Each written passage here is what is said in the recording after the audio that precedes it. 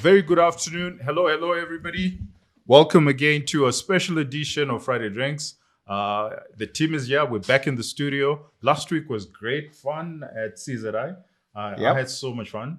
Yeah. And somebody who was missing in action but decided to join us today is TG. Welcome, TG. Thank you. Lovely to be here. Brilliant to be having Friday Drinks in good company, and looking forward to it. Yeah. I'll let you do the honors. Oh, okay. Okay, so so TG is here on a special occasion because we're launching Sawira Marketplace. So it's Friday Drinks in partnership with Sawira Marketplace, and we'll hear a lot more about that. But before we do so, maybe you want to do the honors. All right. Brilliant. What have we got here? A 14-year-old Glenn Morangi. Not a bad thing you got here, Rufaro. Yeah, fantastic. Yeah, it's such a pleasure to have somebody to share these things with. Usually I'm stuck here in a bar with two teetotalers. Can you imagine? Don't worry. With what's happening on the marketplace, we will consume more of these, I'm sure.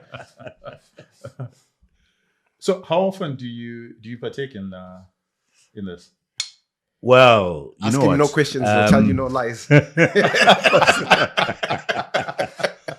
After a hard day's work, a bottle of fine single malt whiskey will always go down. I'm also quite a fan of a lovely bottle of red. Oh, okay. A lovely Merlot or a Cab Sauv does us a bit of good. So yeah, you want ice? Please. So I see I'm in very good company, particularly with Rufaro. So Yes. you've got a drinking mate. So maybe, Rufaro, you can tell us a little bit more about what exactly you're drinking and what's the special occasion. Well, it's always a pleasure to have an old friend like TG to break bread with and have a drink with. So we're having the Glen Morangi. They call this one the Quinta Ruban. It's got quite a legend to it. I'm not going to bore you with all the details, but just to say that this is one of the better ones. It's matured in a bourbon cask, so it's on the sweet and spicy end of the spectrum, and a delight. Well, fantastic. What's delightful for me is apple juice. 100%. And I shall enjoy myself. And while I do enjoy myself, TG, maybe we can start. Tell us a little bit more about, Sawira Marketplace and what exactly it is, and what's the partnership with Friday Drinks. Right. Well, obviously representing the Nyaradzo Group, a brand that believes in bridging home and the world, as it were.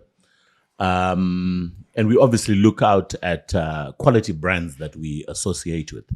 We're proud to say that being part of the community, we obviously identify our partners, and we found that Friday Drinks is the right space in terms of your guys following and all that jazz.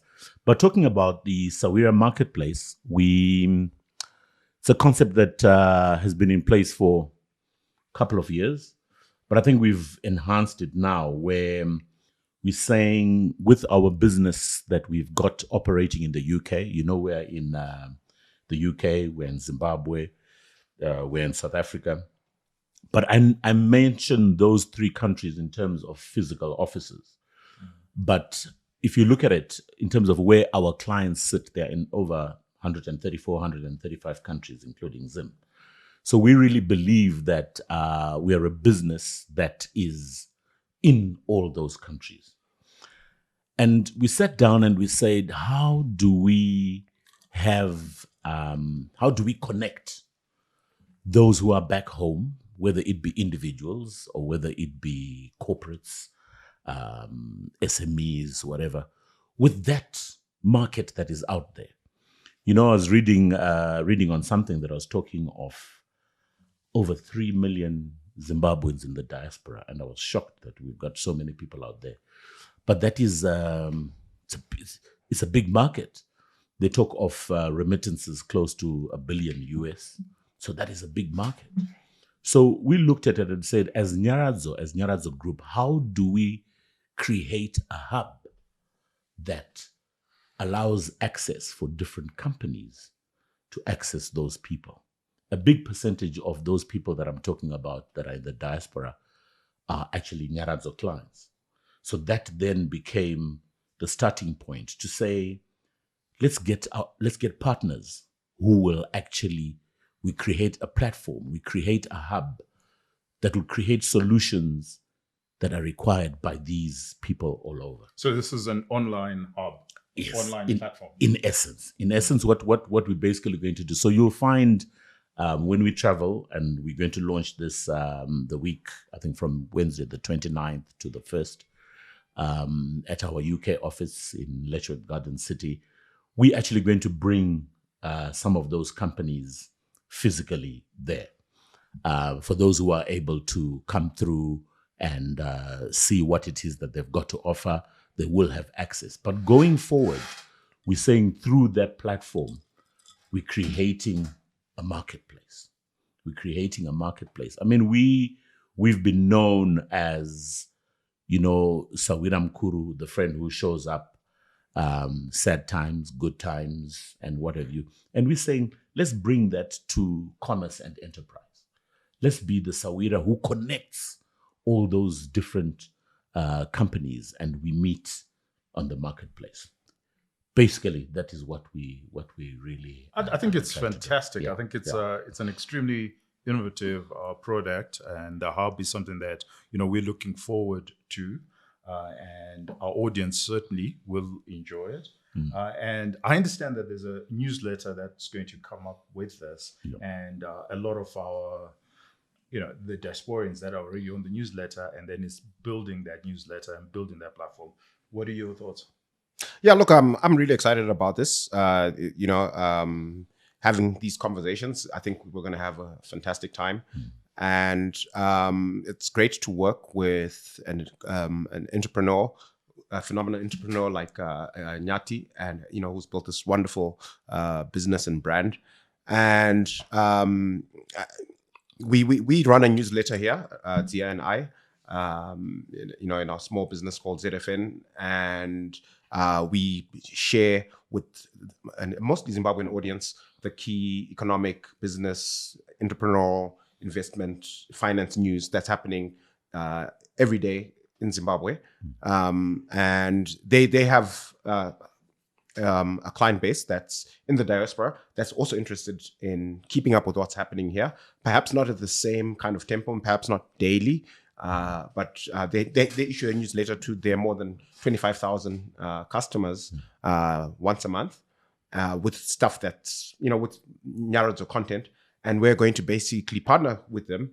And in addition to Nyaradzo content, also share with them other information about what's happening in this part of the world that Zimbabweans in the diaspora might find interesting and useful. And apart from that additional content, it's also going to be another marketplace where any business in Zimbabwe that wants to reach that audience and speak to them about their products and services can advertise on that newsletter, knowing that it's going to reach at least 25,000 people who are connected to Zimbabwe, who are making contribution at least to Nyaradzo every month in terms of premium. So there's actual disposable income on the in that audience that's real, not imagined, and then build it from there. Okay, so TG, what's actually going to happen with the UK tour, and what's going to happen at Nyaradzo House? Sure. So it's we're creating a network platform. So what we've basically done, we've got a program that is going to be running through from the Wednesday to the Sunday, and very similar to what we are accustomed to here back home, a trade fair type of concept, whereby different visitors that will come through have got access to seeing what our different partners are actually offering. So the main program about it is that we want to enhance that networking opportunity. We're obviously also going to run a couple of podcasts where we will invite our partners to come on board and showcase what it is that they've got to offer. You know, one of the things that our philosophy as Nyaradzo, I know we're looking at it as the provision of products, services in the different specs. But the issue really is that we're saying the way we operate, we want to be an institution that is providing solutions. So I remember in engagements with the different partners, you know, some of them would emphasize on the fact that, oh, we've got this product. But we'll take a step back and look at it and say, is it, whatever you're offering, is it availing a solution to a problem that the different clients throughout the world may have? So that's really what we're doing. So you'll find that throughout the week, we're going to be honored to have the ambassador, Colonel Katsande, coming to join us. I think he'll join us on the Friday, subject to a few confirmations, where he'll officially open the event. But the main event focuses on that opportunity for high-level interaction with the different institutions. What are some of these companies that are actually going to be absolutely brilliant? So we've got a cross-section of companies looking at the different sectors. Old Mutual have actually come to the party under the financial services as well. We'll have CBZ, who've actually confirmed. Then there's also that sector, the agricultural sector, that is there, and Seedco actually coming to the party and also coming onto the hub in terms of those solutions in the agricultural space. The health sector is a very interesting and to an extent, I'll say, a sensitive space. And we will also be having Bonvi Medical Aid that will be there. In fact, the CEO, the MD will actually be present, because they're also looking at the solutions that they can provide. There you are in the diaspora, you've got members of the family that are back home, and you're supposed to be providing payments for the premiums and what have you. So it's absolutely brilliant that there is that offering. Obviously, I'm looking at the external partners and quite a few more. And then obviously members of the Nyaradzo Group themselves are actually going to be present. Whilst we are all familiar with the funeral services side, we've got the likes of Kalundike, who are into the furniture manufacturing side of things. We've heard of crazy cases, Tinashe, where somebody's building a house and they're based in the UK, and come end of so many months, there is no house. There is no, it hasn't happened. So a company like Kalundika will give you the solution of managing that project, or also making sure that there's provision of the different things that you require in the house. We're really looking at it in the space whereby you've got people in the diaspora that have got assets that they're continuing to acquire back home. They're making those investments. To what extent have they protected those assets? Have they insured them? So our arm, Eureka Insurance Brokers, will also be represented. And we're looking at structures of how do we make sure we can actually cover that. There's an exciting element that you'll be hearing about more, Sawi Gate, a platform that will, a trusted platform that you will be able to see money moving across to facilitate, whether it be the investments you're wanting to do, whether it be payment of some of these things. So that time in the UK over that period is very high quality time in terms of close interactions, but it doesn't stop there after that event. From there, we kickstart and we make sure that the newsletters, the updates, as Rufaro was mentioning earlier, are reaching these different customers in the diaspora. Riveting stuff. So tell me something, Rufaro. What's the interaction like with the diasporans? how will the diasporans, how will they benefit from this platform? Look, I think the first thing is that the diasporans have a connection to Zimbabwe. They've got a family and friends here. Many of them have investments in it and participate in small business here. And the challenge, really, I think, whenever we talk about doing business with people in the diaspora, is it's a trust deficit, right? Because there's this distance. Somebody's on the other side of the equator, often in a different time zone, but they want to do things in Zimbabwe that involve money. And if there's a trust deficit, then there's scope for things to go horribly wrong. And the key issue is to bridge that deficit, come through with a trusted brand. And once that platform is there, then the sky's the limit in terms of what we can actually do with Zimbabweans in the diaspora. I've heard many people actually gripe about all the capital that's out there that we could potentially deploy here in Zim and do really useful and interesting things.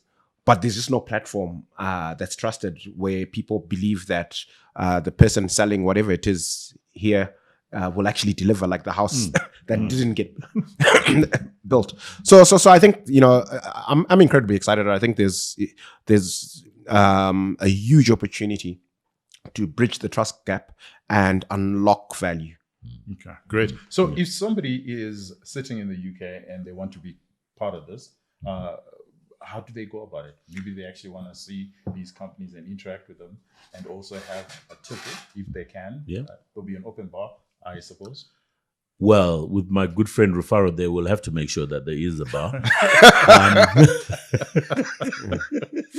So basically, we've advertised it to that 25,000 client base.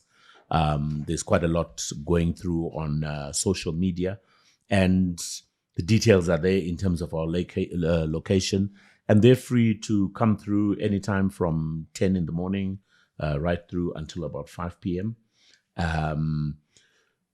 Good networking opportunity, as I said. There'll be food stalls. There'll be opportunity to really go in and discuss. And as I mentioned earlier, and I really want to emphasize that, the issue is around providing those solutions. We want to make the marketplace, a genuine ecosystem where we can collaborate, the issue of partnerships, the issue of the opportunity for members in the diaspora to reinvest. And don't forget, we're also saying companies that are even here, they may not be represented at this particular marketplace event. Companies that are here, we will create that platform for you to reach to those diasporans out there. It's going to be bigger. I mean, going forward, we've got ideas in terms of making this bigger.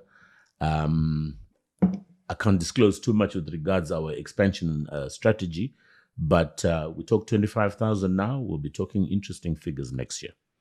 Sounds great. I'm looking forward to this. So before we end this, I stole part of your vision there. I saw part of your vision there, and I thought, oh, that's very interesting and very thoughtful and very creative. Maybe you want to share it with our audience. These guys are very creative. Well, the Made in Zimbabwe meets Made It Abroad is really what we're looking at. Business, there is that element of belonging, and we want those members in the diaspora to contribute to growth. And at the same time, growth, I'm talking of growth back home, but at the same time, we're saying businesses in Zimbabwe should find new global markets. We all know where the money is at, and I think we've got access to where that money is at. So, Made in Zimbabwe, Made It Abroad is what we're looking at. That's fantastic. Made in Zimbabwe, Made It Abroad. Fantastic. This is great. Thank you very much, TG, for joining us. Thank you very much to Sahwira Marketplace. I am really looking forward to this. Looking forward to meeting some of you, and it's going to be quite something. So join us from the 29th of October right through to the 2nd of November. This is in the UK, and this is at Nyaradzo House. Yep. And after that, there is a platform, and you'll be able to join that online platform where you will get the newsletter and everything that's also happening in Zimbabwe. And you get to interact with the different companies that are on the platform. And this is also a good way of showcasing, whether you're an SME or you're a big business like Old Mutual. It's a great way of showcasing your products to the diaspora markets. And this is really what we're looking forward to. And this is something that, this is why we started the show. We love the marketplace. So well done. Super. Well done to Sawira. And we look forward to this. Thank you. Thank you very cheers, much. TG. Cheers. Been a pleasure. Cheers, man. Yeah. Thanks very much. Great. Cheers.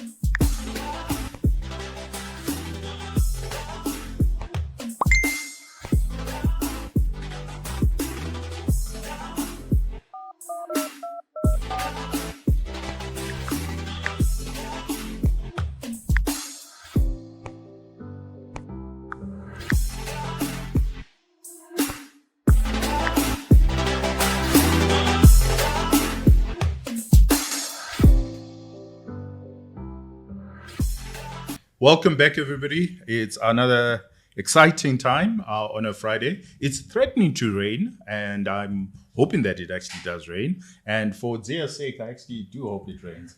Yeah, and also for a special guest we have got in the studio, whom I shall not mention by name.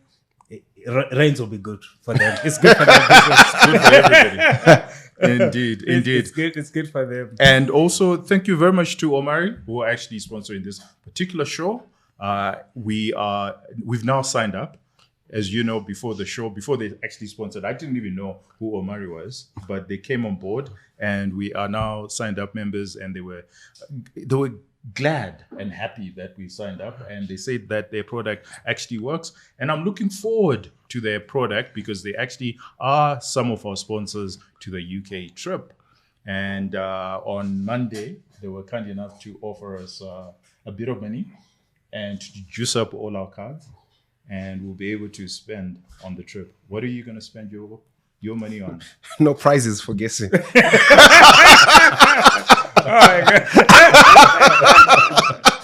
Well, we're looking forward to seeing their product actually working in the UK. Yeah, so yeah. Looking forward It'll be to good that. fun. And Zia, what are you going to spend your money on? Buying some coffee, but also I think I will attend some Premiership match, and I'm gonna be using it on one of the matches, and a lot of things, and thank you so much, Omari, for this generous gift. And yours, Mkanya? Well, first thing that I'm actually going to do is I'm going to reconcile what the costs are going to be. So I know how much money is on the card, and I want to see, when you actually travel, what's the cost of using their card. And we'll compare it with the international cards and some of the local cards and see, if what they say on the label is actually how it plays out. But I'm quite happy, and I'll be swiping quite a bit. Okay. I will say that. You've got some shopping backlog. Tell me about it. Tell me about it.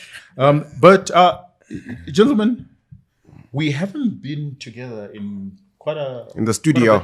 In the studio. Almost 2 months, right? Mm-hmm. Yeah. Almost 2 months. Yes, especially. And you were away actually, because you were traveling quite a bit. And would you like to give us just maybe a bit of feedback? Well, look, I guess, like you're saying, I was traveling. Obviously, I've got some life I'm not just a finfluencer like you guys. I've got What's other, a finfluencer? influencers in the financial market. Okay. All right. Is that what we are? I just thought we were talent. Are you playing with young people? I didn't even know there was such a word. Yeah, so Finfluencer. yeah, Sounds like a flu. yeah. So I've got some higher calling, obviously, that I deal with when I'm not doing influencing a business. So I've been doing quite a bit of traveling for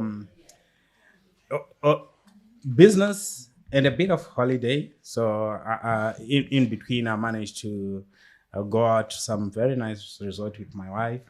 But before then, there was a lot of business to do with the investment profession, which I'm a part to. So lots of things that were happening in that month. So actual business happens in these places when you finance people have a conference in a place like Zanzibar or Cape Town, or it's just a paid holiday. Look, it depends on how you define business, right?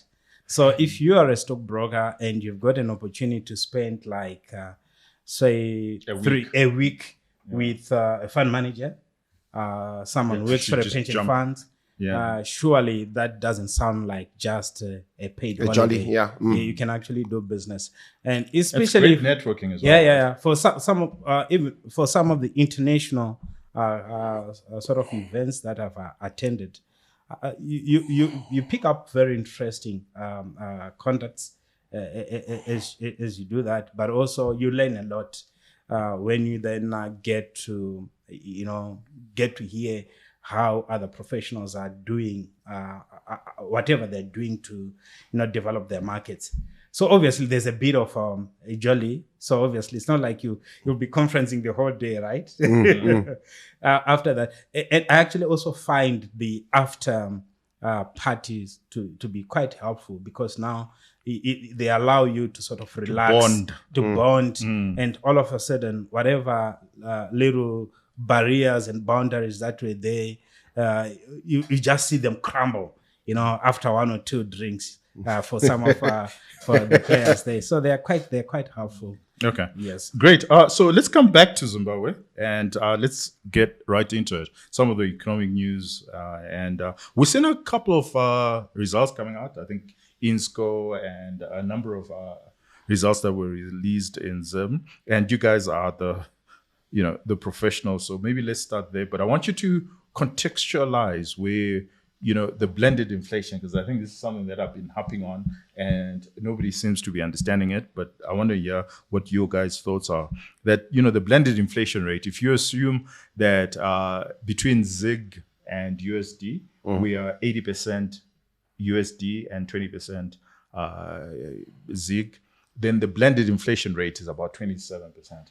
I haven't seen any of the companies that are actually beating that in terms of turnover. So you tend to hear that volumes have increased, but I tend to see that volumes are increasing because prices are actually being reduced and turnover is not keeping up with the blended inflation rate. So I want to hear what you guys think. Yeah, look, the 80-20 is sort of a global number, but I think every organization has got their own lived experiences. So when you just look at the blended number of inflation, you also need to understand how each particular business operates.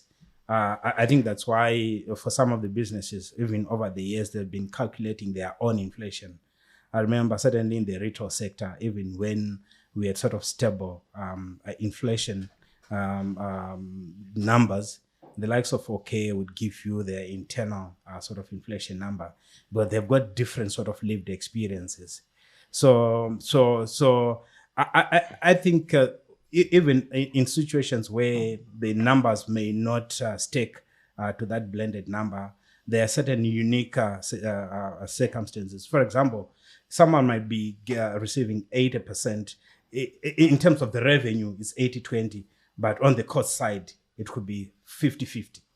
So that would have an impact of maybe sort of shoring up your profitability or worsening it. So it really boils down to or what is the lived experience of each company.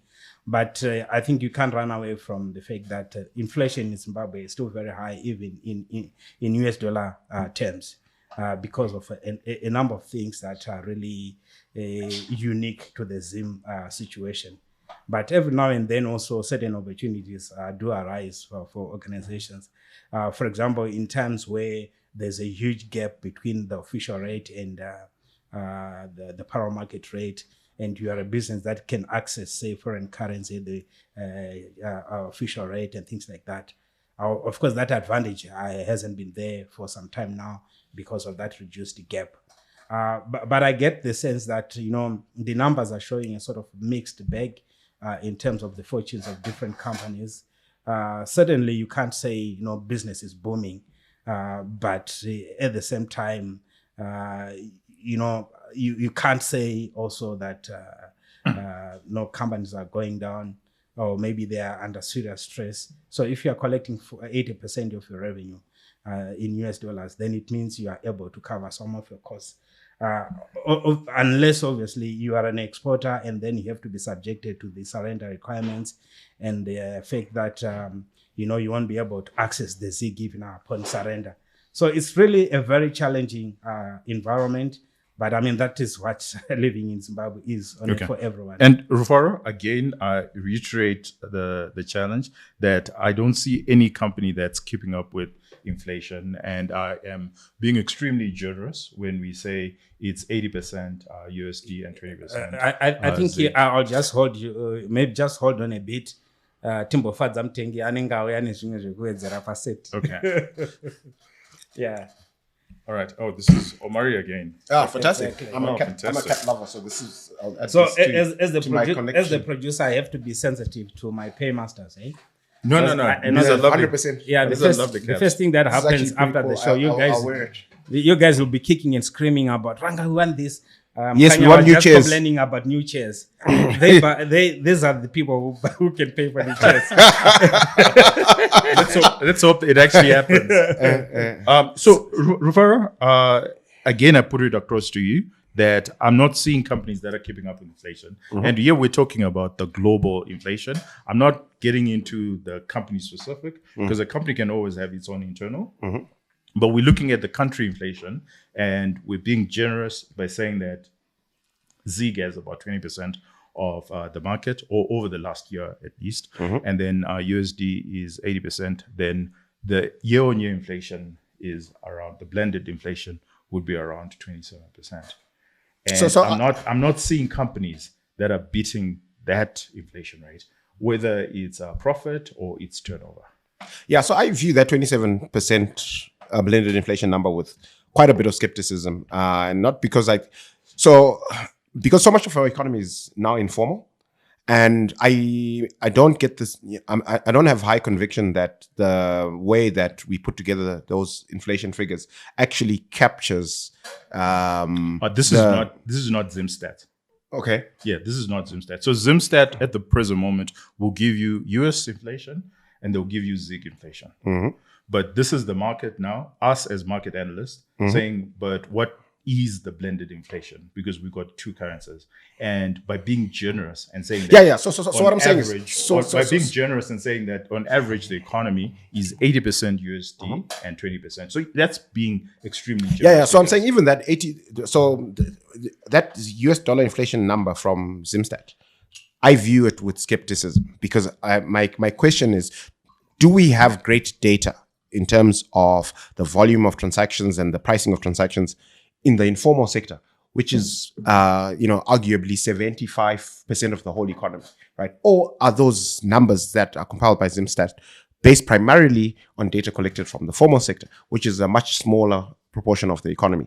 So when you cast that doubt on that number, because if you look at the gap between Zimbabwe's US dollar inflation and actual US inflation, in America, it's huge, right? It's more than 10%. And, how do you justify that? And and when you start to unpack it, a lot of the reasons why you see a lot higher inflation in the Zimbabwe formal sector is because of the cost of doing business that's imposed by regulations and policies that make it, more expensive to do business in Zimbabwe. So that if that's what's driving high inflation in the formal sector, it's completely absent from the informal sector, right? Well, I think that the first thing, I think I sort of understand where your argument is coming from. Mm-hmm. And I think we can have that debate. Sure. But I think that's getting outside of the parameters of the question. The parameter of the question is, these are formal businesses that are coming to us and telling us these are our results. Yes. And we're trying to analyze those particular results. And we're saying that, okay, you've given us these results. We will use this blended inflation rate. Mm-hmm. Are the companies doing well or doing badly? Now, the thesis I'm putting out there is that they're not keeping up with inflation. Okay. Yeah. So while I hear your argument, and we can have that debate elsewhere, but right now is we're looking at the results that we're getting, and we're starting to ask the question, are they keeping up? Is this growth real, or is just purely inflationary? They're just keeping up with inflation. I put it to you, and that's what I'm hazarding, is that they're not keeping up with inflation. Well, look, I mean, so, let me put it to you this way. Like, a lot of these companies are actually paying US dollar dividends, right? And a lot of the people who buy those shares or consider buying those shares are very interested in dividend yield, right? And so when you look at it from a dividend yield point of view, the businesses are doing well. If you look at, I think that's probably a more Rufaro, when did you become a politician? But I think maybe just to help out Shumba, even the last argument is making, it sort of aligns with this whole issue that the performance is below inflation. So I think companies are paying dividends, others in a sort of increasing frequency because they are not seeing any new growth opportunities. So, and to any company that is paying dividend in environments like this, I think for me it's commendable, because you're saying, okay, what are the new growth opportunities that I am seeing in this business, and what is the expected return on that investment when I'm pursuing those new growth opportunities versus maybe the cost of capital. And in an environment like us where you've got all these uncertainties and also inflationary pressures rising here and there, it makes sense to pay out most of your earnings, because the expected return on investment or reinvestment of capital is going to be much less than the cost of capital. And you want to empower your shareholders, give them the money. But is it not because there hasn't been any price appreciation on the shares? So, management is deciding, to make our shareholders somewhat happy, let's give them. Okay, so I see the starting point is, so now we are looking at the marketplace. But I think the decision is around, as a board, you are just looking at the universe of opportunities that you are facing, and then try to, sort of assess the returns that you are likely to get. I think it only makes sense to deploy more capital if you think that the outlook is good and the return that you're going to get is much higher than the cost you are paying on your capital. But if you are in a situation where you've got that uncertainty and maybe there's actually clarity that if anything, the returns are not going to be that great, I think a responsible board should be able to pay out more. And we have seen this playing out a lot of times in Zimbabwe, that where it's actually very clear that the growth trajectory overall is not looking good, and you've got companies who think maybe it's the best thing to be deploying capital. When you're doing that, you're actually wasting shareholders' money. Okay. Yeah. Unless you're doing that for whatever. But I will push back a little bit and make the point that there is one sector in the economy today that I think is bullish and has robust growth outlook, and that's the consumer sector. I think that aggregate demand is on the increase, and this is on the back of the gold price. So there's a lot of artisanal gold production in this country, and when you look at the price of gold today versus where it was this time last year, that's it's up more than 50%. So and it's 60% this year. And I think and all of that additional revenue, or the vast, is going to go into consumption, right? We had record high tobacco production and receipts. And again, you've got 120,000 tobacco growers, and their incremental revenue is going to go into consumption. but it's out of how many households? Yeah, because those are little pockets of of growth. But Exactly. if you look at it overall, little pockets of growth. Yes. 300 million kgs of tobacco, little pocket of growth. You're Yeah, saying, it's 120,000 so households. if you're talking aggregate demand, right, you are looking at the households, like who is actually queuing up at the marketplace to buy something. Yep. Yeah. So if you are talking of 120 households, out of how many, right? Even if you add the macrocosas, assuming that it's another 120,000. 500,000. No. It's 500,000. Even if you do so. Yes. I think that's the issue. That's why we're coming back to inflation. And we're saying at a global scale, what sort of inflation rate can we use? Granted, ice, sorry. it's got a lot of distortions, Ice. Granted, it has a lot of distortions, but we're trying to make sense of everything, all these inputs that we're getting. Sure. Instead of looking at the anecdote, let's look at the global and say, who's keeping up with this inflation rate? Whether it's consumers, we're not seeing it.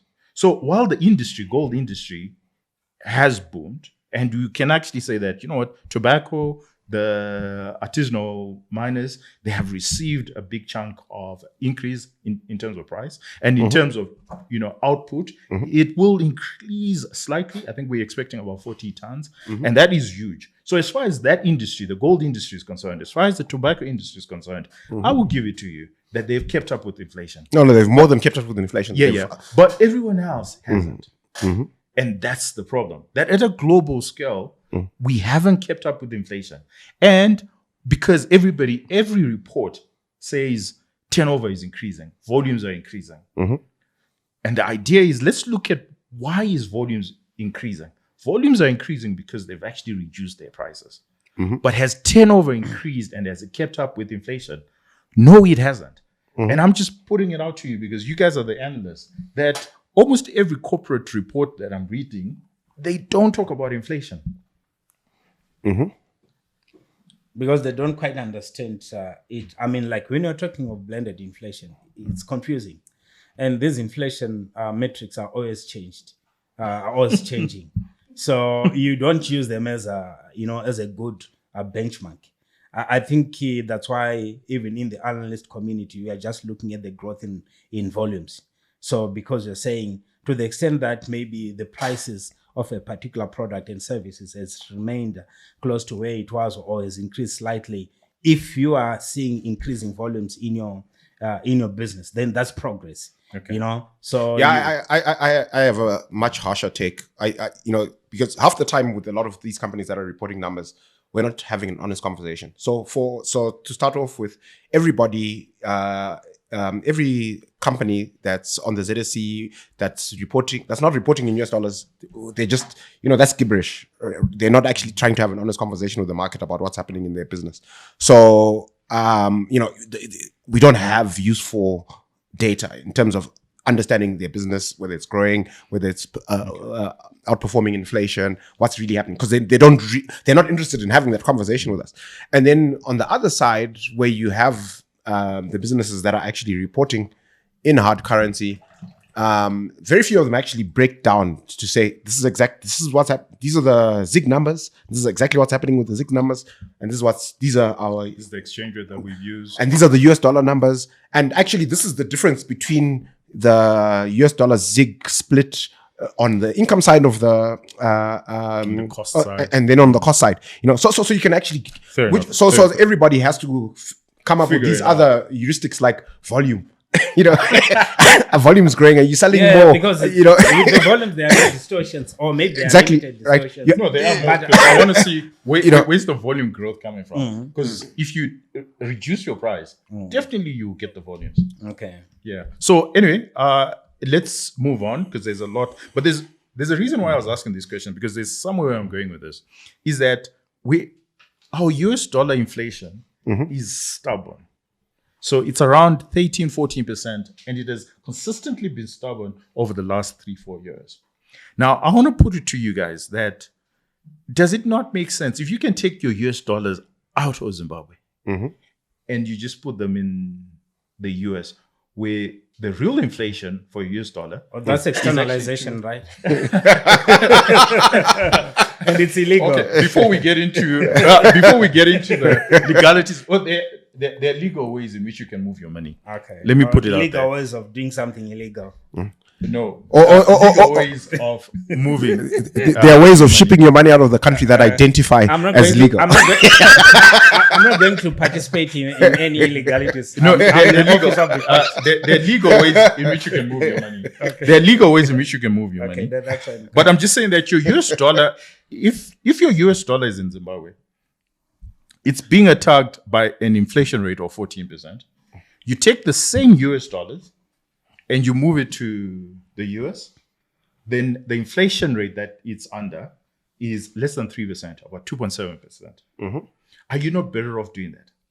And why I'm putting this argument is that we need to address the important factor that our US dollar inflation is high. Because if we don't address it, then it will come back to the reality of market players, whether illegal or legally. They will nicely move their money outside of Zim. Yeah, but it doesn't make sense anymore. There's a hole in that logic, which is, okay, so, if I'm making $100 in income and I manage to ship it out and it's now sitting in the US, am I also able to ship out my bills and costs to the US if I live and work here in Zimbabwe? Because this is where your inflation affects you, right? When you actually have to pay bills and meet costs. So, and therein lies the conundrum. And I think also the other issue is, from a consumer standpoint, your that 13% US dollar inflation is true to the extent that you're interfacing with the formal sector.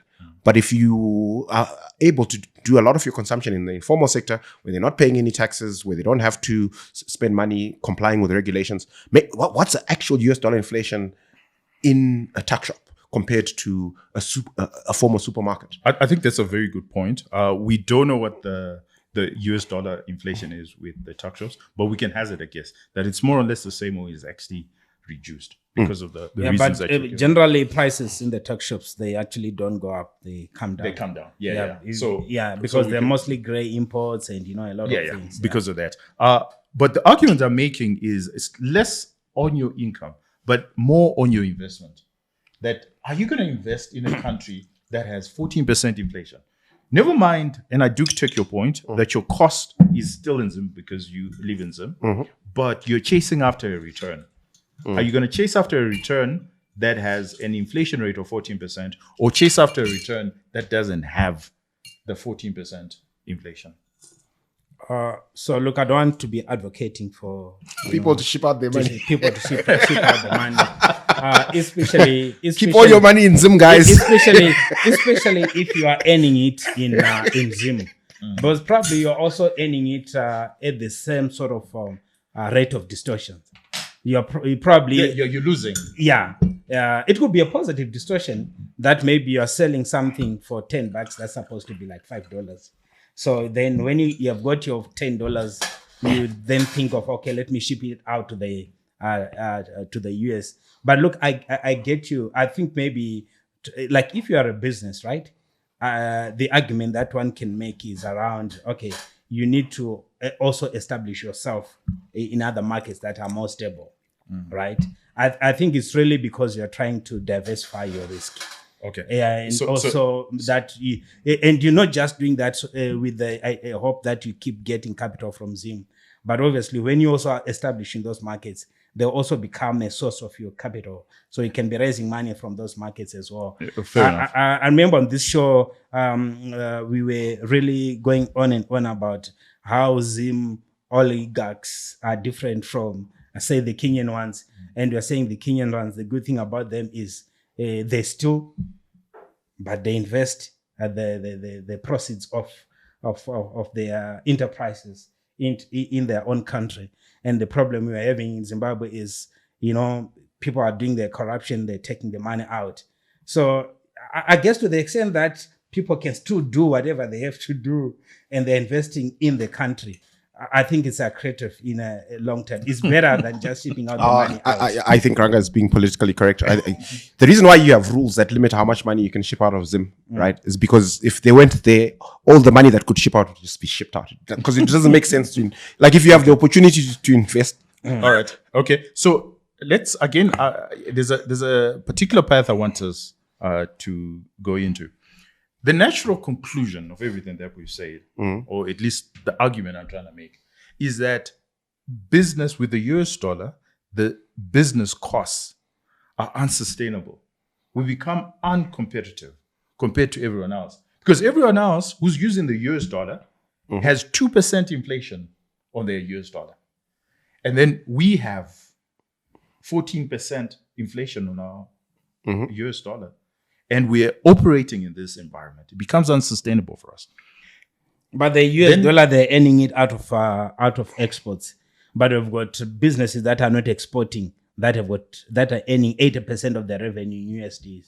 Yeah, but your US dollar, your cost US dollar, if you wanna be competitive, because you've got all these imports that are coming in. So part of the reason why you have a lot of these imports that are coming in, and I want to hear what you guys think, is because let's take one thing. A line item that is quite significant for Zimbabwean companies. US dollar interest rate. You're paying 19% on the US dollar. Then your counterpart in South Africa is paying 10% on the rand, a softer currency. And they're paying 10% on a softer currency. And this guy is just across the border and he can push his product in your country. And that makes us uncompetitive, just from a cost perspective. I think you're touching on something quite important, and I've been thinking about it as you've spoken to this US dollar inflation number, and so I think one of the ways of looking at it that I think is quite interesting is just the gap between Zimbabwe's US dollar inflation and US dollar inflation in the US. Whatever percentage that is, the bigger it is, it tells us that we have a cost competitiveness problem, right? Yes. It means we've somehow structured our economy in a way that it's, whatever those percentage points are, more, it costs that more to do business in Zim than in any other jurisdiction that might be using US dollars. And if we improve on this, then that gap should close.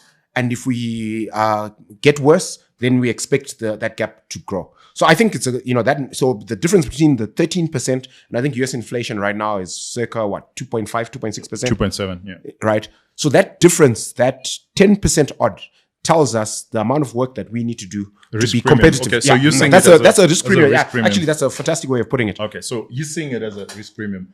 What do you see it as? Because remember, inflation is cumulative. So if you look at the last 5 years, and if Zim is consistently has 14% inflation over the last 5 years, it means you're literally pricing yourself out when you compare yourself with your neighbors, especially when you compare yourself with South Africa. And that's why we're getting a lot of these imports from South Africa. A part of it is just, it makes economic sense because they're operating with the softer currency, with lower interest rates on the softer currency, and they just bring the product to Zim and earn the US dollars and then ship them out because they can.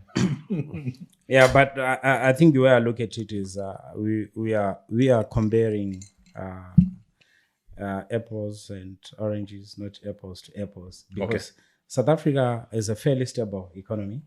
They've got their own currency. Our Reserve Bank thinks we have a fairly stable economy with our own currency. Can we ask them? Is that what you guys think?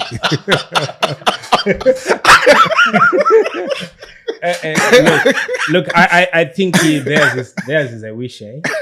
They're wishing for a very stable economy. So you can't be comparing it with the South Africans. When was the last time you hear about South Africans changing their currency? Yeah, no, absolutely.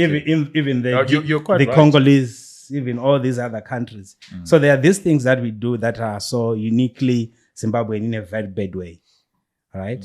that you introduce a currency, you are debasing it by doing some very, very unspeakable things, right?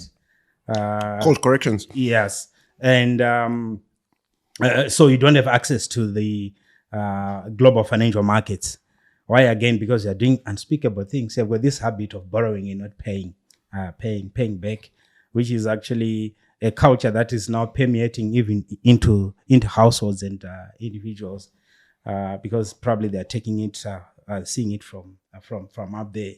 And we are generally, because we don't have access to the global financial markets, we are financing our businesses using very expensive money. So if the sovereign is borrowing at 15%, 12%, 15%, surely what would you expect of its private businesses? So you cannot be competitive in that space.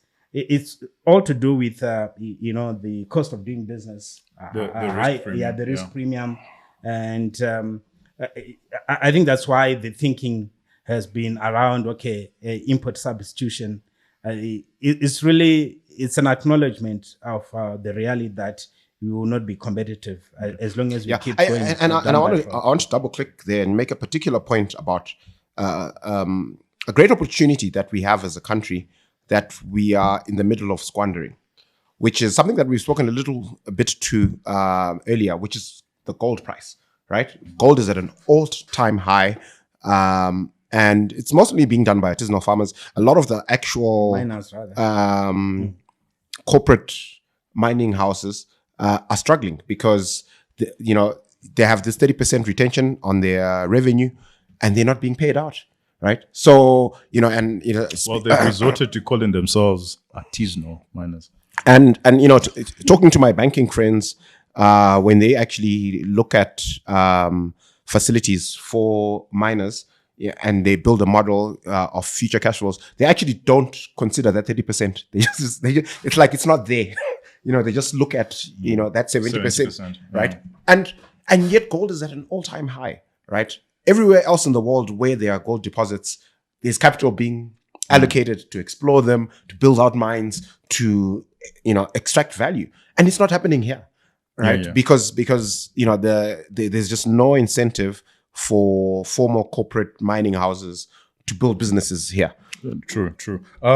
So again, let's continue with that argument because I'm building towards something, and here it's not because we want Zim dollar. We certainly don't want Zim dollar because we all know what will happen when we have. We don't have Zim dollar anymore.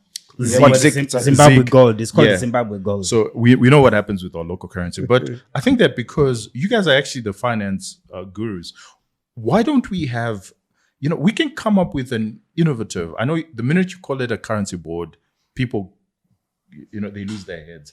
So I'm not going to call it a currency board. But because our biggest trading partner is South Africa, why can't we use the rand? Why can't we be linked to the rand? We still earn in US dollars. We earn close to 13, 14 billion US dollars. So whoever wants to keep US dollars as an investment, you can still keep your US dollars as an investment. You can keep them on your balance sheet. But the currency you trade is rand. Because then suddenly, at least our costs will become extremely, cost competitive compared to South Africa, compared to Botswana. So you want that as a decree? Because I understand we are in a multi-currency. We have been in a multi-currency environment for a long time. It has to be policy-led. That's really where I'm coming from. That it has to be policy-led, where we do away with the ZIG, or our ZIG is... I thought you were a free market guy. Now you want someone to make a declaration that henceforth you're going to be using the rand. No, I think you should... We're not even... henceforth we're using a multi-currency. It's also not free market. Yes. So it's within the confines of what we have. It has to come from the policy maker. And it has to make sense for business. Because what is not sustainable is continuously going for the next 10 years when you have inflation, US dollar inflation at 14%. And it's not going to come down. Look, I think as is it less bad than the current situation? Yes, it would be an improvement. But is it ideal? You mean using the rand? Yes. I what are your thoughts? I would push back on that. I think first prize for Zimbabwe is just to do away with exchange control completely and just let the market decide. If you want to transact in US dollar, your US dollar inflation is not going to go away. Well, a lot of that US dollar inflation, frankly, exists. Like, for example, if you think about what I was just speaking to in terms of the gold mining houses, right? A lot of their cost of doing business being much higher than everywhere else in the world has to do with that 30% surrender. So if you do away with exchange control and there's no retentions anymore, if you are mining gold, you get to keep 100% of your revenue. That's huge. But how would that reduce your I suspect that a big part of that uncompetitiveness that manifests in higher US dollar inflation has to do with these currency distortions, right? Around retentions, around these hidden taxes that they're not called that, but effectively, when you're running a business, it's a tax.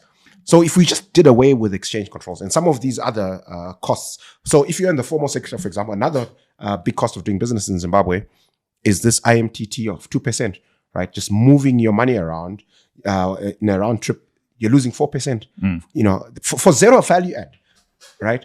So, and again, that's why anybody who's got the option of not banking chooses that, right? The use of the rand. I don't think it will solve our problems because our problems are not a current problem. There are so many other things that we do in addition to currency-related policies. So if you just wake up, if we are struggling with the US dollars in terms of achieving stability, yes, the rand would give us access to, because our major trading partner is South Africa, but there's nothing that stops us from having a Zimbabwean rand that is inflating. That is inflating at a higher level. Or at a natural level. Yes, that makes us competitive on an ongoing basis. Yes. No. You're saying we won't be. Since we've bastardized, we will bastardize the rand. We've also bastardized the rand, and I think that's a real concern. But I think that then what you need to have is a formal arrangement. This is where I was going, because once you have a formal arrangement between with who is South Africa, with South African Reserve Bank and Zimbabwe, it's a political question now. Look, ours is to answer and give solutions that are economic. Okay. Whether the politicians do it, that's a different ballgame. But is to say that as long as we don't have a formal arrangement with the US, we've got this inflation which compounds. Because it's not like because we've suffered 14% inflation. I don't the think next year it goes away. I don't think it's an issue of having a formal arrangement. I think we just need to start behaving well. We can't be creating money. We can't be issuing out TBs in US dollars, when you have got no intention of paying them. We don't have a way of earning US dollars, and we don't have a pathway as to how are we going to pay off those obligations. And all these things where you are just borrowing, or you get a service, you are not paying for it, or you issue a paper, and when maturity day comes, you are rolling it over, and all those things. They are not in any way going to go away by changing the currency that you're using. You just have to behave. I think we just have to behave. With that pearl of wisdom, I think we've come to the end of the show. We just need to behave. We need to take ourselves seriously. Look, we're the only country in the world where you can trade TBs that have matured. Okay, that's anywhere else in the world, people will be losing their minds. In fact, that's an issue I wanted us to discuss, which is Argentina. Yeah. Because actually they're trying to avoid losing their minds. Yeah. Because they got a bailout from the US. They haven't defaulted. They haven't defaulted, but there is pressure on the peso. So now that it's, do we default or do we get into a bailout arrangement with the US? And I think that the US has come through with close to 40 billion US dollars. So 20 billion US dollars directly for the support of the peso, and then another loan for 20 billion. Do you think that that's the best way of going about it, especially for some of us who believe in free markets? And, I'm a free market absolutist. I think that they should just... Do if the peso isn't working, it should blow up, right? Bailouts, I'm not a fan of bailouts. I think they create perverse incentives. They reward bad behavior.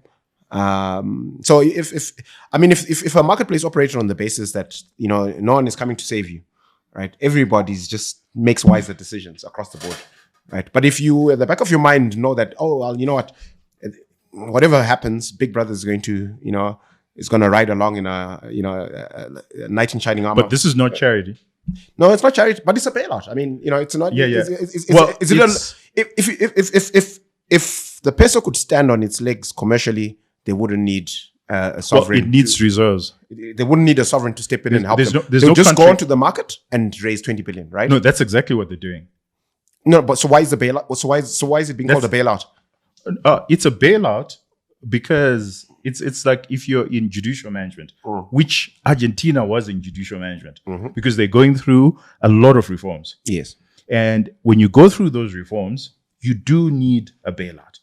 And bailout, again, I don't like the term because it's a dirty word. It's a dirty word and it's politicized. But essentially, it's going back to your creditors and saying, guys, if I don't do this, you're going to lose so many cents in the dollar. Yeah. And then it's the creditors deciding on their own that we'll take this haircut. No, we're not actually going to take a haircut. We're just going to restructure. We're not even going to restructure. They haven't restructured. They're not taking any haircut. That's actually what they've proposed, because ideally, the last time they had a default was in 2000, and IMF and every one of the creditors had to take a haircut. But this time around, they're saying, no. We will meet all our obligations. Yeah. But if we meet all our obligations, there's still a gap. Naturally, because you're under judicial management. Nobody actually believed that Argentina was not under judicial management. It was under judicial management. It was in the same WhatsApp group as Zimbabwe. Exactly. People forget this. And they went through, an onerous process, structural reforms, which were fantastic, which were great. But they still need this bailout. Just like Israel needed a bailout, just like UK needed a bailout. In fact, the whole purpose of IMF, the reason to bail people out. It's currency stability. Is because you will get, your currency can get attacked somewhat by speculators, but also because they're politicians.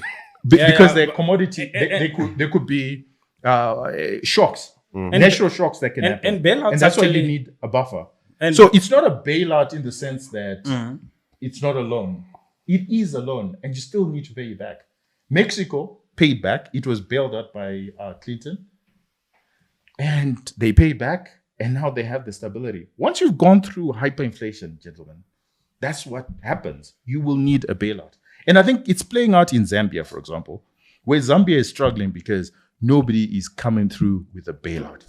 They've gone through strenuous reforms, but now what they need is, a bit of fuel in the engine to get the car going.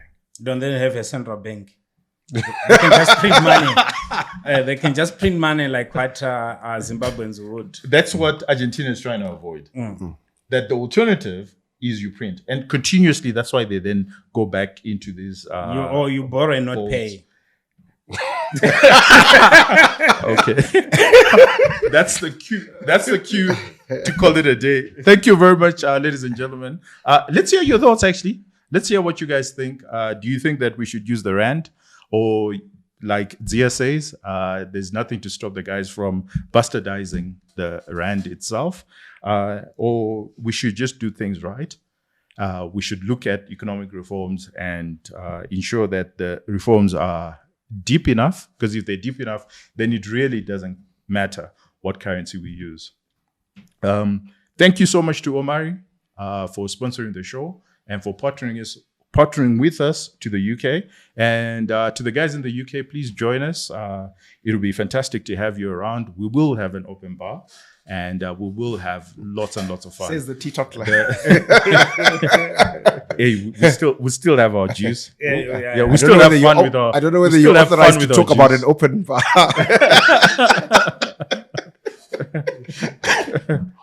Otherwise, have yourself a wonderful Friday, and hopefully we will get some rains this weekend. Otherwise, have yourself a great weekend. Cheers. Cheers. Cheers. Happy, happy, happy, happy, happy, happy. Happy, happy, happy, happy, happy, happy. You can also be happy with the Omari Visa card, the best Visa card in town. Get your Omari Visa card today by sending hi on the WhatsApp number 0787 707 707 now. Get the Omari Visa card to shop online, swipe anywhere, and withdraw cash at any ATM in the world today. I can't think twice 'cause I did my part.